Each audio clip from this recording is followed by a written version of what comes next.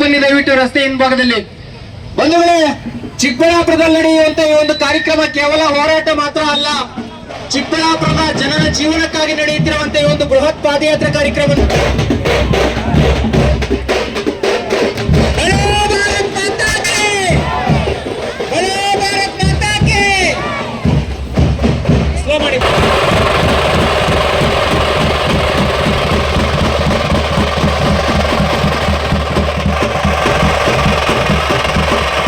Bangla taluk BJP ಘಟಕದ ಅಧ್ಯಕ್ಷ. ಅದಕ್ಕಿಂತ ಹೆಚ್ಚಿನ ರೀತಿಯಲ್ಲಿ ಪಾರ್ಟಿಗಿನ ಹೆಚ್ಚಿನ ರೀತಿಯಲ್ಲಿ ನಮ್ಮ ತಾಲೂಕಿನ ಜನಗಳು ಮತ್ತು ಜಿಲ್ಲೆಯ ಜನಗಳನ್ನ ಉಳಿಸಬೇಕಾಗಿರ್ತಕ್ಕಂಥ ನಮ್ಮ ಆದ್ಯ ಕರ್ತವ್ಯ. ಇವತ್ತು ಒಂದು ಮುನ್ನುಡಿ ಹೆಜ್ಜೆ ಇಟ್ಟು ಏನು ರಾಜ್ಯ ಸರ್ಕಾರ ನೋಡಿ, ಒಂದಂತೂ ಸತ್ಯ ನೇರವಾಗಿ ಹೇಳಲಿಕ್ಕೆ ಬಯಸ್ತೀನಿ, ಜಾಸ್ತಿ ಕಾಸಿರ್ತಕ್ಕಂಥದ್ದು ಕಸ ಎತ್ತದ್ರಲ್ಲಿ, ಕೊಳಚೆ ನೀರು ಬಿಡೋದ್ರಲ್ಲಿ ಬಿಟ್ರೆ ಬೇರೆ ಯಾವ್ದ್ರಲ್ಲೂ ಕೂಡ ಇಲ್ಲ. ರಾಜ್ಯ ಸರ್ಕಾರ ಇಷ್ಟೊಂದು ಕಷ್ಟದಲ್ಲಿದ್ರು ಕೂಡ ನಿನ್ನೆ 538 ಕೋಟಿನ ಈ ಕೊಳಚೆ ನೀರಿಗೆ ಮೀಸಲಿಟ್ಟು ಬಿಟ್ಟವ್ರೆ.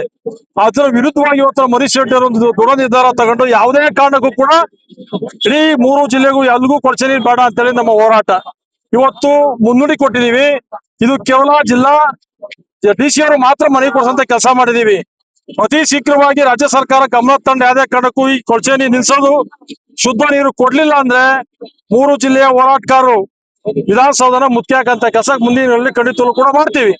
ಒಂದನ್ನ ಕಂದಾಯ ಸಚಿವರಿಗೆ ಜ್ಞಾಪಕ ತರಿಸ್ತೀನಿ, ಮನೆ ಹೇಳ್ತಾ ಇದ್ರು ಅವರು, ಇದನ್ನ ಅದೆಂತ ದೊಡ್ಡ ಸಂಸ್ಥೆ ಒಳಗೆ ನಾವು ಸಂಶೋಧನೆ ಮಾಡ್ಬಿಟ್ಟಿದೀವಿ, ಚೆನ್ನಾಗೈತೆ ಅಂತ ಹೇಳಿದ್ರೆ ಆ ಅಪ್ಪನಿಗೆ ಮಾನ ಮರ್ಯಾದೆ ಇದ್ರೆ ಅವ್ರ ಮನೇಲಿ ಫಸ್ಟ್ ನೀರು ಯೂಸ್ ಮಾಡ್ಲಿ. ಯಾವನ್ಯಾವನು ಇದನ್ನ ನೀರು ಯೂಸ್ ಮಾಡಿ ಕೊಡ್ಬೇಕು ಅಂತ ಹೊರಟ ಮನೆ ಒಂದು ಉಳಿಯಲ್ಲ. ಇವತ್ತು ಪ್ರದೀಪ್ ಈಶ್ವರ್ ಬೇರೆ ಬೇರೆ ತಾಲೂಕಿಗೆ ದೊಡ್ಡ ದೊಡ್ಡ ಭಾಷಣ ಮಾಡ್ತಕ್ಕಂಥ ಈತ ಇವ್ರ ತಾಲೂಕಲ್ಲೇ ಕೊಳಚೆ ಕೂತೈತೆ. ಈ ತಾಲೂಕಿನ ಜನತೆಗೆ ಕೇಸಿಗಳಲ್ಲಿ ನೀರ್ ಬಿಡ್ತಾವ್ರೆ, ಅದ್ರ ಬಗ್ಗೆ ಧ್ವನಿನೇ ಎತ್ತಲ್ಲ. ಖಾಲಿ ಬಿಲ್ಡಪ್ ಕೊಡಿಸ್ಬಿಟ್ಟು ಜನಗಳ ಆಸ್ಪತ್ರೆ ಕೊಡೋದ್ ಬಿಟ್ಟು ಜನಗಳಿಗೆ ಏನ್ ಹಿತ ಬೇಕು ಅನ್ನೋ ಕಾಯಿ ತೋಡಿ ಮಾಡ್ಬೇಕು ಅಂತಕ್ಕಂಥ ಬೈಕ್ ಅಷ್ಟೇ.